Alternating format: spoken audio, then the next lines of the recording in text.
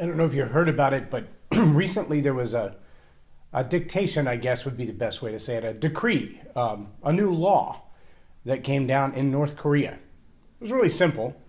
He said, listen, I'm tired of this whole God Christmas thing. So rather than worship the cross or the baby in the manger or the tree or the man in the red suit, I'll arrest you if I see any of that stuff in your home. I want you to worship my grandmother. Yes, my grandmother. That was the decree of the leader of North Korea. Now, most of us that have been born in the West have been born under what we would call a form of democracy. America is actually a republic, but under a form of democracy, many countries have the right to vote who their leaders are going to be. And they're not always pleased with the leaders that they get, and they're not always pleased that their vote doesn't seem to sway the opinion of others. But we have the right to vote for who our leaders will be, who our government decisions will be made by. We have a chance to vote on what laws we'll live by. Where we want to live within the country is a free choice as well. If we don't like the laws of one state, we can move to another state. If you don't like the laws of the country, you could move to Venezuela. But see, in North Korea, they don't have that choice. They only have the choice of doing what their supreme leader tells them to do. Coming and going from North Korea is not so easy. Getting out of there, not easy at all. You might get in to visit, but you may not ever leave. Especially if you get there and you live by laws that are in your head, in your memory from where you came from, but they're not the laws of their territory, their space. Because their laws are different from every other laws, and their laws are, well, their laws. How strange is that? That when you go into another place, another nation, another territory, under another government, under another leader, that you have to follow the laws that they have, not the laws that you're used to. And yet we seem to have a challenge as human beings, understanding that the master of the universe has his own set of laws.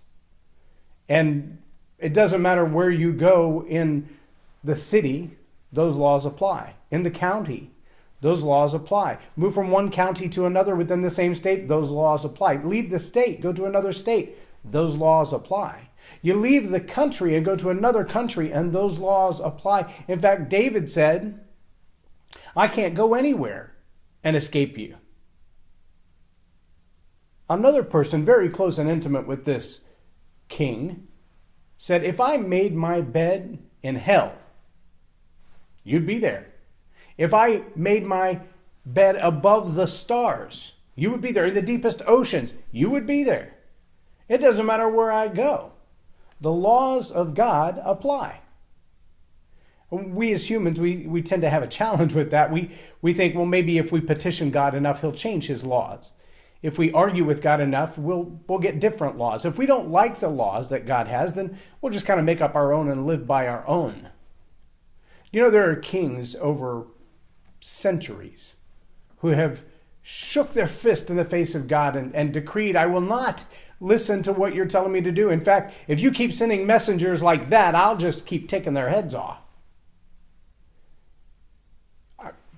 From 2 Kings chapter 6 and 7, I just want to read a brief passage to you today, but it starts near the end of chapter 6. It said, when the king heard the woman's story, let me back up one paragraph. One day the king of Israel was walking along the city wall, and a woman cried out, help me, your majesty. He answered, if God won't help you, where on earth can I go for help? The granary? The dairy? The king continued, tell me your story. She said, this woman came to me and said, now, a little backstory, they're in the middle of a famine. They've been in a famine for quite a while now. This woman came to me and said, give up your son and we'll have him for today's supper. Tomorrow we'll eat my son. So we cooked my son and we ate him. And today I told her, your turn, bring your son so we can have supper for today. But she had hidden her son away. When the king heard the woman's story, he ripped apart his robe. Since he was walking on the city wall, everyone saw that next to his skin he was wearing coarse burlap. And he called out, God, do his worst to me and more if Elisha, who's the prophet, And if Elisha, son of Shaphat, still has a head on his shoulders at this day's end. Elisha was sitting at home, the elders sitting with him. The king had already dispatched an executioner, but before the man arrived, Elisha spoke to the elders. Do you know that this murderer has just now sent a man to take my head? Look, when the executioner arrives, shut the door and lock it. Don't I even now hear the footsteps of his master behind him? While he was giving his instructions, the king showed up, accusing, this trouble is directly from God. And what's next? I'm fed up with God. I don't know about you, that's probably not a good string of words to throw together. This trouble is from God and I'm fed up with God? Wow, kind of dangerous there, king. Chapter 7, Elisha said, listen, God's word, the famine is over. This time tomorrow, food will be plentiful, and a handful of meal for a shekel, 2 handfuls of grain for a shekel. The market at the city gate will be buzzing. The attendant on whom the king leaned for support said to the holy man, you really expect us to believe that? Trap doors opening from the sky and food tumbling out? You'll watch it with your own eyes, he said, but you will not eat so much as a mouthful. It happened that 4 lepers were sitting just outside the city gate. They said to one another, what are we doing sitting here at death's door? If we enter the famine-struck city, we'll die. If we stay here, we'll die. So let's go and take our chances at the camp of Aram and throw ourselves on their mercy. If they receive us, we'll live. And if they kill us, we'll die. We got nothing to lose. So after the sun went down, they got up and went to the camp of Aram. When they got to the edge of the camp, surprise, not a man in the camp. The master, the King of Kings, had made the army of Aram hear the sound of horses and a mighty army on the march.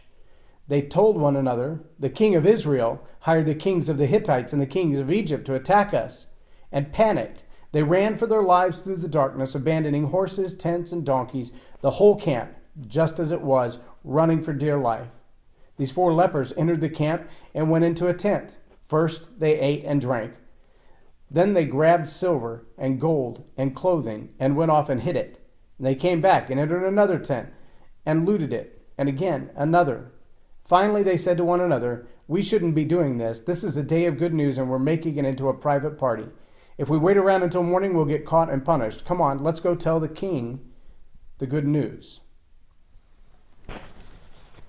So the king is throwing his fist in the air at God and ripping his clothes and blaming God for the fault of his city. Meanwhile, the armies camped around his city, probably the reason for the famine, I'm just guessing,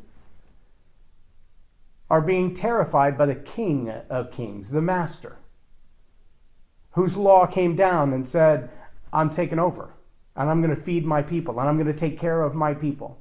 See, there's a difference between a dictator and a benevolent king.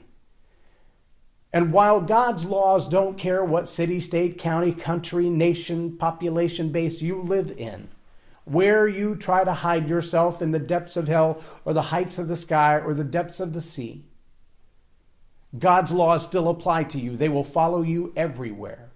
But you know what else follows you everywhere? His mercy. His mercy. I've been on a journey, in my own personal journey, of learning obedience at a newer level. Learning what it means to submit myself to the King of Kings in a whole new way, in a deeper way, immediately and implicitly, hearing the Word of God and doing what He says, both in the written form and in the Spirit. Being led by the Spirit, not by my emotions, not by the circumstances, not by what my eyes can see. This woman who apparently consumed her child and made an agreement to do the same with another woman was in a time of desperation. Her king was unable to provide her food because of the armies camped around them. Their resources had been cut off. When we allow our circumstances to dictate our decisions, we make rash, horrible decisions. And as I've been learning obedience, I learned that when the king asked me to do something, to make a decision based on his input, not on my emotions or my circumstances or the dread that I see and feel around me, I also realized that he's backing that up. The prophet said to the king and his assistant, listen, Today, God's changing all this. The famine is over. It's done. And while the king didn't know it, and his assistant mocked it and said, what, the trapdoors of heaven are going to open, huh? And food's just going to fall from the sky? Yeah, right. I see that happening. And that mockery cost him, because the prophet immediately replied and said, well, it's going to happen. And in fact, you're even going to see it, but you're not going to get to eat any of it. And in another place, away from sight, out of visibility, unknown to the king and his assistant and the woman and her friend, the King of Kings was doing another work. And in the camp of Aram, he was terrifying the armies. They didn't even fight. They never attacked the city. They never made it to the city. They turned around and turned tail and ran, leaving behind their food and their money and their supplies and their weaponry and their horses and their donkeys. They just left. Not because another army was encamped around them, but because God stepped in and said, it's time for you to go. And he sent a sound that terrified them so much, they thought armies were after them, and they left. And that's not the only time in Scripture that same type of scenario happens. There is a time in the Scriptures when the Philistines, according to the word, simply woke up dead. The entire camp of them was dead. See, there's a difference between a dictator and a benevolent God. There is no place on earth, above it or below it, around it or away from it, that you can escape God's law. You have to do what he says, or there will be a price to be paid. And that price can be pretty vicious. But there's also no place that you can go to escape his love, his mercy, his benevolence. There is no circumstance in your life that God is not bigger than. There is no problem hunting you down that God cannot overwhelm. There is no army at your door. No assassin at your door who can do to you what God won't allow. When we find that place of obedience in God, we begin to find a whole new level of trusting God. I heard someone say yesterday, we can't obey God if we don't believe God. That's a powerful statement. We may read his law, we may hear him speak in our spirit, but if we don't believe what he says is true, we won't obey. Maybe you've seen evidence in that if you have raised toddlers, or maybe you have grandchildren who are toddlers, or maybe you work around young kids. When you tell them don't do that, they're going to test you. They want to know, will there really be a price to pay? Don't touch that, it's hot. What are they going to do? They're going to touch it. Don't play with that, it'll break. What are they going to do? They're going to break it. They want to test the limits and see what happens if I do it. I remember the very first Calvin and Hobbes cartoon I experienced. I saw in the first frame of Calvin and Hobbes, the Calvin standing there looking at Hobbes and with a water balloon in his hand. And he says to the cat, what would you do if I hit you with this? And in the next frame, the cat says, imagine the worst thing you could possibly think of. And so you see the quizzical look on his face and the little thought balloon above his head. And in the next frame he says, now think of that times 10. And he's thinking some more. And in the next frame he says, now think of that times 100. And then in the next frame you see a wet cat chasing Calvin. And he said, I told you it would be 100 times worse than the worst thing you could imagine. Why would you do that anyway? He said, you piqued my curiosity. The truth of the matter was, Calvin didn't believe Hobbes would punish him or that there would be a price to pay. He didn't believe it. When I correct my grandchildren and I say, don't do that, sometimes I get a funny look. Sometimes they watch me as they try it anyway. And if there's a consequence to pay, it has to be immediate and clear. It's the same with God. When God asks us to do something, the consequences may not always seem immediate and clear, but they are. But so are the benefits. So are the rewards. And obedience also moves us into a new level, which I believe is what God's calling me to in this new season. And that is to move from obedience to dependence. From obedience to dependence.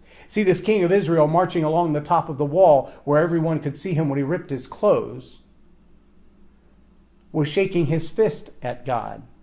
He couldn't figure out why his people were suffering. He couldn't figure out why they were hungry. All he could do was blame it on God. The irony was, God was making a way somewhere else. God was supplying a need somewhere else. God was providing through trapdoors in heaven, according to his assistant. God was providing a way to provide for his people. Moving from obedience into dependence. I have a feeling it's going to be a challenging transition, because dependence means it's not on me. See, the difference between a dictator and a benevolent king is that a dictator makes the laws and you've got to figure out how to live within them. And if that costs you more money, then you've got to figure out how to come up with more money. If that costs you more time, you've got to figure out how to come up with more time. If that costs you your family, you're just going to have to cope with that. A benevolent king, on the other hand, says, if you'll obey me, I may send you to the outer reaches of the earth. I may ask you to do things you thought were impossible, but I'll make a way like I ran off the armies of Aram. If you'll trust me, if you'll hear me and do what I say, I'll take care of this. And you can depend on me. You can count on me to do the right thing. You can count on me to be your king and your provider, to war on your behalf. That's a powerful, powerful statement. That's trust at a whole new level. It's not just hearing God and doing what he says, but it's hearing God and doing what he says, knowing that he's carrying the ball. That's a powerful opportunity. I look forward to learning this lesson, although I know it's probably going to come with some pain and some fear in my human level. I want to challenge you. Are you willing to do the same thing? Will you obey God knowing that this is not a chance to vote? Your opinion doesn't count. What you think of God's law, how you feel about God's law, those things don't matter. In that way, it's much more like a dictatorship. God lays the law out in front of us. That's our job to live by it. To know that we can't run from it, we can't hide from it, we can't argue with it. But if we'll believe him, that along with his law comes his promise. Along with his law comes his mercy and his grace and his provision. Then we can move from simply obeying God with the rolling of the eyes and the nodding of the head and the shaking of the fist. We can move beyond that into obeying God with the dependence that if he told me to do it, he'll make a way for it to happen. If he told me to do it, he'll provide for it financially. If he told me to do it, he'll move my enemies out of the way. If he told me to do it, he'll make it a success. Maybe not by my measure, maybe not by the world's measure, but by his. And I think that's a pretty good measure. I want to challenge you as you come into new seasons of life and new opportunities and new relationships, that you would look to the laws of God, that you would begin to transform yourself through the renewing of your mind, to set your mind at pace with, in resonance with, in agreement with the laws of God, that you would begin to obey what you hear him say in the big tough stuff and the little bitty stuff. To not be led by your emotions, but to be led by the Spirit. And then to know that in doing so, the King of the universe, the King of all kings, the Master, will make a way for everything he's asked you to do, financially, emotionally, relationally, vocationally.